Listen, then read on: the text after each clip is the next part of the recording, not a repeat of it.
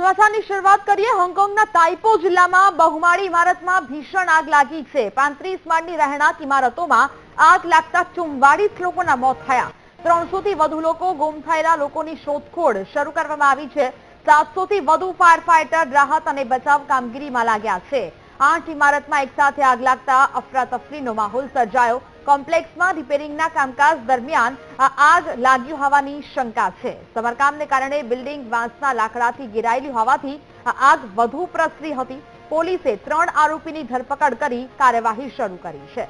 આ 8 ઇમારતોમાં આગ લાગવાને કારણે અફરાતફરીનો માહોલ સર્જાયો હતો। કોમ્પ્લેક્સમાં જે રિપેરિંગ કામકાજ ચાલી રહ્યું હતું ને તેને જ કારણે આગ લાગી હોવાની શંકા છે તે સેવવામાં આવી રહી છે। અત્યાર સુધીમાં 44 જેટલા લોકો મોતને ભેટ્યા છે। 300 જેટલા લોકો ગુમ હોવાનું સામે આવી રહ્યું છે। આગના દ્રશ્યો કે જ્યાં આ જે બિલ્ડિંગો છે ત્યાં આગ લાગી હતી। મોટી મોટી જે ઇમારતો આવેલી છે તેમાં આગ લાગવાને કારણે અફરાતફરીનો માહોલ સર્જાયો હતો। 8 જેટલી ઇમારતોમાં ભીષણ આગ લાગવાને કારણે 44 લોકોના મોત થયા છે અને હજુ પણ અનેક લોકો ગુમ થયા હોવાની શક્યતા છે। એટલે કે મોતનો આંકડો હજી પણ વધે તેવી સંભાવનાઓ છે તે વ્યક્ત કરવામાં આવી છે।